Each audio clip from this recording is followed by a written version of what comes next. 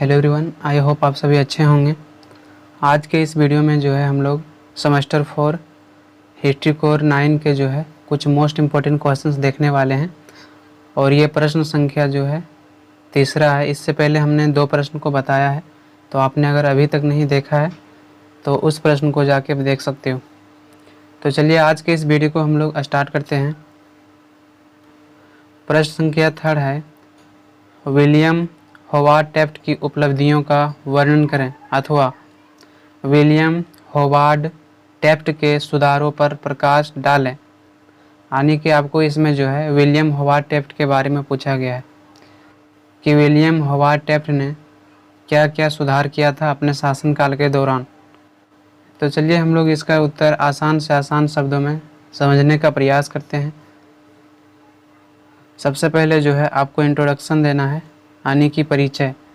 William Howard Taft का जन्म 15 सितंबर 1857 में हुआ था। इनके पिता एक सरकारी वकील थे। इन्होंने अपनी शिक्षा को पूरा करने के बाद राजनीतिक में कदम रखा। यह अमेरिका का 27वां राष्ट्रपति के रूप में कार्य कर रहा था।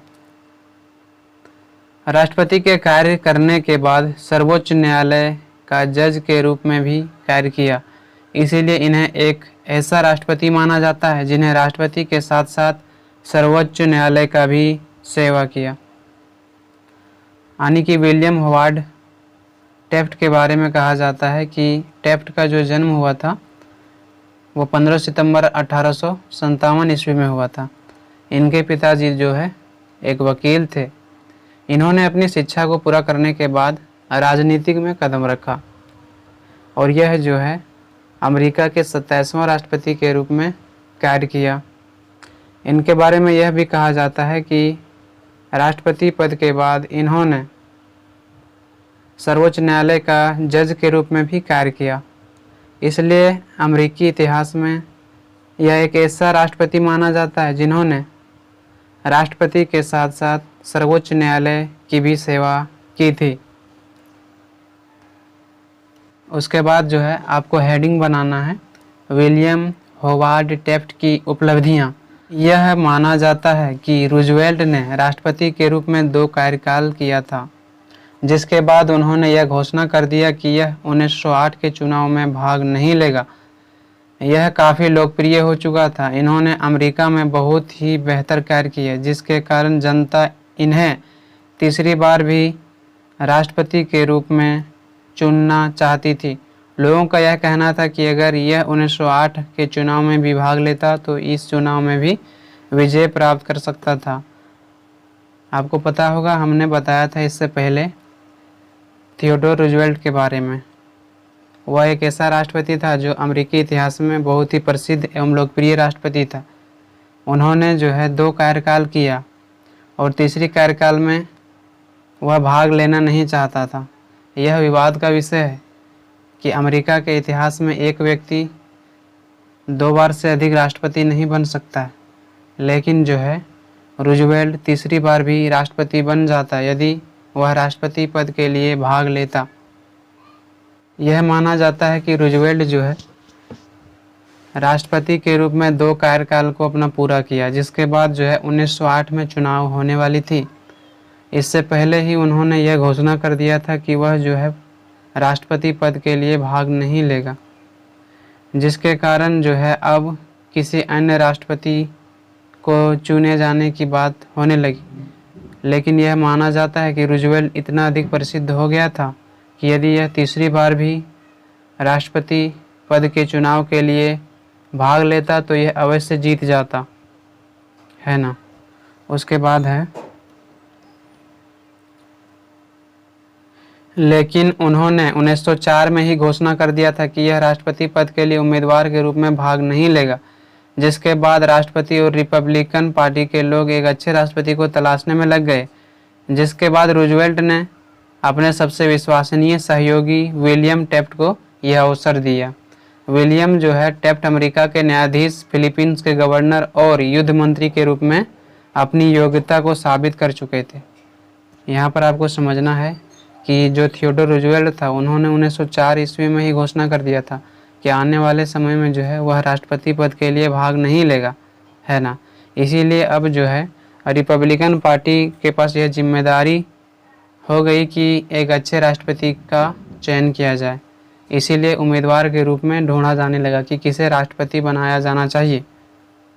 इसी बीच जो है यह माना जाता है कि जो रूजवेल्ट का सबसे प्रिय मित्र था, विश्वसनीय सहयोगी मित्र था, वो था विलियम टैफ्ट, और यह अवसर जो है विलियम टैफ्ट को दिया गया। विलियम टैफ्ट के बारे में अगर बात करें तो विलियम टैफ्ट जो है पहले अमेरिका के न्यायाधीश, फिलीपींस के गवर्नर और युद्ध मंत्री के रूप में कार्य कर चुका था, और इन क्षेत्रों में जो है इन्होंने अपनी योग्यता को साबित कर चुका था, जिसके कारण भी रूजवेल्ट के बाद जो है इन्हें राष्ट्रपति के लिए चुने जाने की बात की गई थी।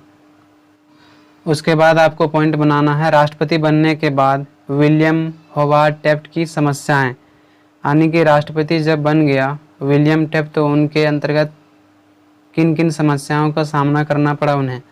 टैफ्ट जब अमेरिका के रिपब्लिकन पार्टी से चुनाव लड़ा, जिसमें 1908 में टैफ्ट ने विजय हासिल किया, जिसके बाद टैफ्ट अमेरिका के 27वां राष्ट्रपति बना। राष्ट्रपति बनने के बाद समाज में कई समस्याएं आई। सभी जनता का यह उम्मीद था कि यह रिपब्लिकन पार्टी से है, इसलिए यह बेहतर कार्य करेगा। यानी कि जब राष्ट्रपति बन गया विलियम टैफ्ट, उसके बाद जो है जो वहाँ की जनता था, उस जनता ने यह अपेक्षा किया था कि जिस प्रकार से रूजवेल्ट कार्य कर रहा था उसी प्रकार से विलियम टैफ्ट भी कार्य करेगा, क्योंकि यह भी जो है रिपब्लिकन पार्टी से है। सभी लोग इनसे रूजवेल्ट की तरह कार्य करने की उम्मीद कर रहे थे, परंतु रूजवेल्ट की तरह कार्य करने में सफलता नहीं मिला। इसके पास योग्यता था, फिर भी इन्होंने राजनीतिक के क्षेत्रों में जानकारी का अभाव था। टैफ्ट सोचता था कि इस प्रकार से कार्य करेंगे जिससे कि रूढ़िवादी और प्रतिक्रियावादी दोनों संतुष्ट रहे। इन्होंने रूजवेल्ट की तरह ही कार्य के मार्ग पर चला, लेकिन इसमें इन्हें सफलता नहीं मिली और इन्हें काफ़ी समस्याओं का सामना करना पड़ा। यानी कि इसमें यह कहा गया है कि जिस प्रकार से रूजवेल्ट कार्य कर रहा था उस प्रकार से इनसे भी अपेक्षा की जा रही थी कि जो है टैफ्ट भी उसी प्रकार से कार्य करेगा, लेकिन इन्होंने उस प्रकार से कार्य नहीं किया। अगर विलियम टैफ्ट की बात करें तो इनको जो है अनेक क्षेत्रों में काफ़ी योग्यता था, लेकिन राजनीति के क्षेत्रों में इन्हें बहुत अधिक योग्यता प्राप्त नहीं था, जिसके कारण जो है राजनीतिक के क्षेत्रों में इन्होंने कुछ बड़ा नहीं कर पाया। और जब यह राष्ट्रपति बना उसके बाद इन्होंने सोचा कि जिस प्रकार से रूजवेल्ट ने शासन व्यवस्था को चलाया उसी आधार पर अगर हम चलाएंगे तो हमें भी सफलता मिलेगा, लेकिन इन्हें सफलता नहीं मिल पाया। पहला जो आपको पॉइंट बनाना है वो है राष्ट्रपति टैफ्ट द्वारा आंतरिक सुधार।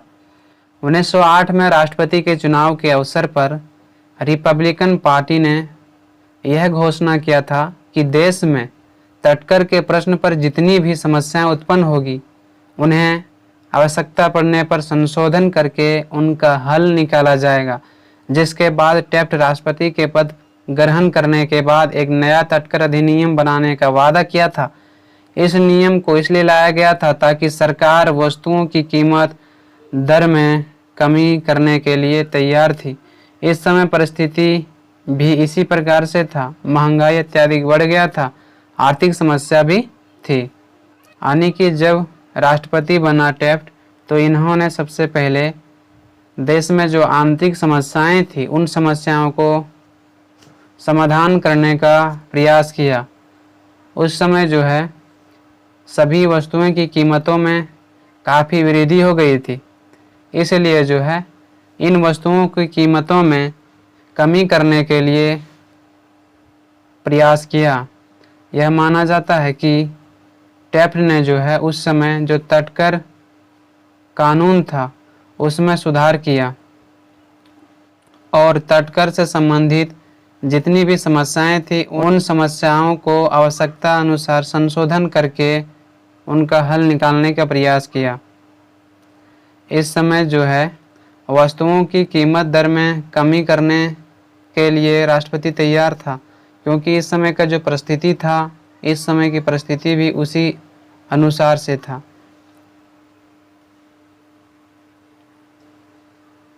इसने समस्या का समाधान करने के लिए राष्ट्रपति विलियम टेफ्ट ने कांग्रेस का एक विशेष अधिवेशन बुलाया।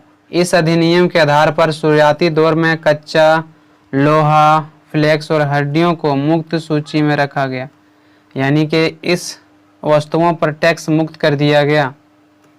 लेकिन बाद में इन पर बहस होने के बाद मुक्त सूची में किन्हीं भी वस्तुओं को नहीं रखा गया, बल्कि 224 वस्तुओं में से 654 वस्तुओं पर शुल्क दर घटा दी गई, जबकि 220 वस्तुओं पर शुल्क दर बढ़ा दी गई।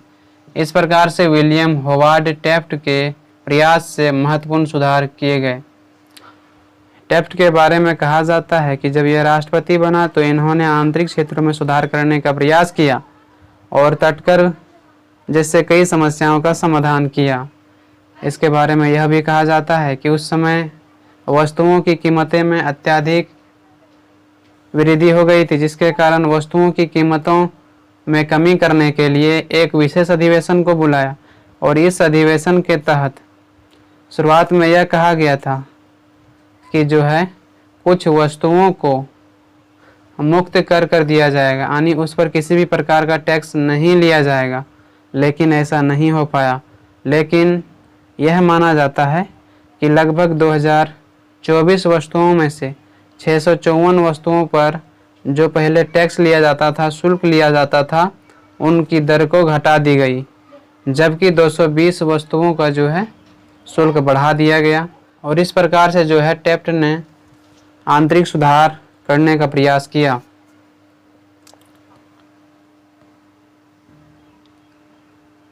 दूसरा पॉइंट है विलियम टेफ्ट द्वारा 3 विधेयक जारी करना। विलियम टेफ्ट ने आंतरिक सुधार के लिए 3 विधेयक को जारी किया। विलियम टेफ्ट द्वारा 3 विधेयक पारित किया गया, जिसमें से पहला था कृषकों से संबंधित वस्तुओं का कर मुक्त कर दिया जाए, यानी कि अब कृषि की वस्तुओं पर कर हटा दिया गया। यानी कि विलियम टेफ्ट द्वारा जो है 3 विधेयक जारी किया गया ताकि जो है आंतरिक क्षेत्रों में जो समस्याएं हैं, वस्तुओं की दरें में जो वृद्धि हो रही है, उनको जो है संतुलन में लाया जा सके।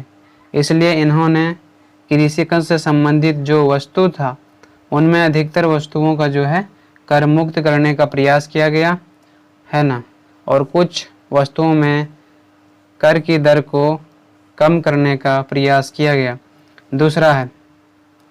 दूसरा विधेयक यह पास किया गया था कि उन रेशों से उत्पादित वस्तुओं या वस्त्र के कर को हटा दिया जाए।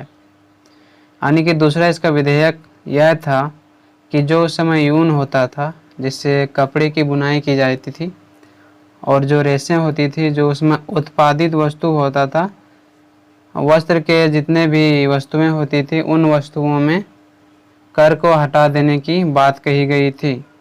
तीसरा विधेयक इनका क्या था? तो तीसरे विधेयक द्वारा ऊनी वस्त्रों, द्रव्य वस्तुओं, धातुओं और अन्य वस्तुओं का टैक्स कम कर दिया गया। तीसरा जो इसका पॉइंट बनाना है वो है 1912 ईस्वी में राष्ट्रपति के चुनाव। 1912 ईस्वी में राष्ट्रपति के चुनाव के समय रिपब्लिकन पार्टी 2 गुटों में बट गया था। रूजवेल्ट यूरोप प्रवास से जब अमेरिका वापस लौटा तो उन्होंने देखा कि रिपब्लिकन पार्टी 2 गुटों में बट गया है। इस बात को जानकर काफ़ी दुखी हुआ। उन्होंने 1904 में ही घोषणा कर दिया था कि वह भविष्य में कभी भी राष्ट्रपति पद के उम्मीदवार के रूप में भाग नहीं लेगा।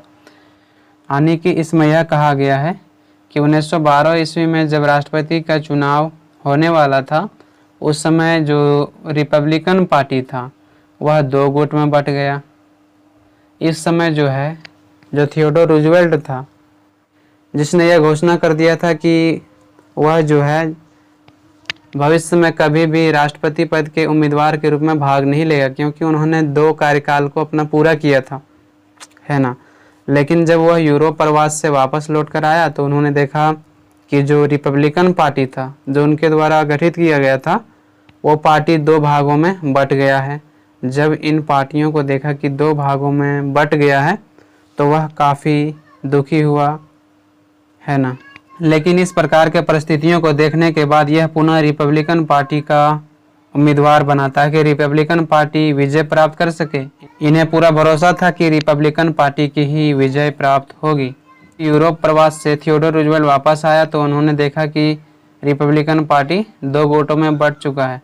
जब इनके पास कोई रास्ता नहीं था तो इन्होंने रिपब्लिकन पार्टी को पुनः आगे बढ़ाने के लिए खुद उम्मीदवार के रूप में भाग लिया। उसके बाद है, लेकिन इस प्रकार के परिस्थितियों को देखने के बाद यह पुनः पार्टी के उम्मीदवार बना ताकि रिपब्लिकन पार्टी विजय प्राप्त कर सके।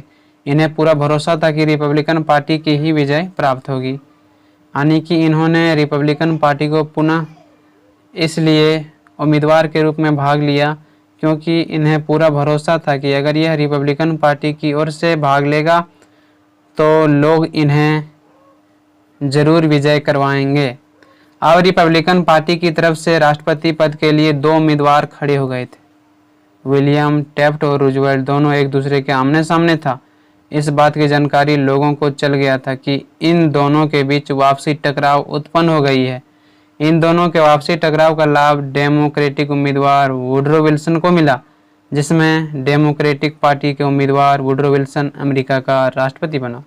यहाँ पर जो है यह कहा गया है कि जब थियोडोर रूजवेल्ट ने रिपब्लिकन पार्टी को टूटते हुए देखा तो उनसे रहा नहीं गया और वह जो है पुनः राष्ट्रपति पद के उम्मीदवार के रूप में भाग लिया। अमेरिका के जो नागरिक थे उन्होंने देखा कि अब रिपब्लिकन पार्टी की ओर से 2 उम्मीदवार एक दूसरे के आमने सामने खड़ा है। एक तरफ कौन था, तो एक तरफ विलियम टैफ्ट था और दूसरे तरफ रूजवेल्ट था। तो जब इन दोनों के बीच एक दूसरे के आमने सामने टकराव होगा तो कहीं ना कहीं रिपब्लिकन पार्टी को नुकसान तो उठाना ही पड़ेगा। और इस समय जो है डेमोक्रेटिक पार्टी के जो उम्मीदवार थे वो थे वुडरो विल्सन। जब इन दोनों के बीच वापसी संघर्ष चल रहा था रिपब्लिकन पार्टी में तो उनका लाभ किसने उठा लिया, तो उनका लाभ जो है डेमोक्रेटिक दल का नेता वुडरो विल्सन ने उठा लिया, है ना। और इस प्रकार से जो है डेमोक्रेटिक दल के जो उम्मीदवार थे वुडरो विल्सन वो अमेरिका का राष्ट्रपति बन गया। यदि रिपब्लिकन पार्टी के जो उम्मीदवार रूजवेल्ट और टैफ्ट अगर आमने सामने नहीं होता तो शायद रिपब्लिकन पार्टी अगर संगठित होता तो वह जो है पुनः अमेरिका का राष्ट्रपति बन सकता था। तो इस प्रकार से यहाँ पर समाप्त होता है। आई होप आप सभी को समझ में आया होगा। यदि आप केवल इस प्रश्न का PDF नोट्स लेना चाहते हो तो डिस्क्रिप्शन में जो लिंक दिया हुआ है वहाँ पर आप क्लिक करके इसका PDF नोट्स देख सकते हो, है ना। और वहाँ पर वेबसाइट का भी लिंक दिया हुआ है तो वहाँ पर क्लिक करके आप सभी प्रश्न को देख सकते हो। यदि आपको इस वीडियो से थोड़ी सी भी सहायता मिली हो तो आप लोग प्यार और सपोर्ट बनाए रखना। तो आज के लिए इतना ही। आप लोगों से बहुत जल्द मिलते हैं नेक्स्ट वीडियो में। तब तक के लिए धन्यवाद।